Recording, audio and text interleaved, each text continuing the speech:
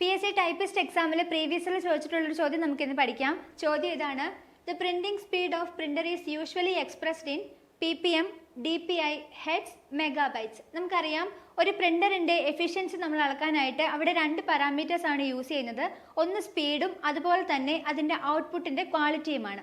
ഇവിടെ നമ്മളോട് ചോദിച്ചിരിക്കുന്നത് സ്പീഡ് അളക്കുന്നത് എങ്ങനെയാണെന്നാണ്.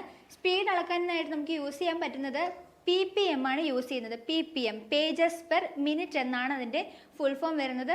ഇവിടെ DPIയും റിലേറ്റഡ് ടു പ്രിന്റഡ് തന്നെയാണ്.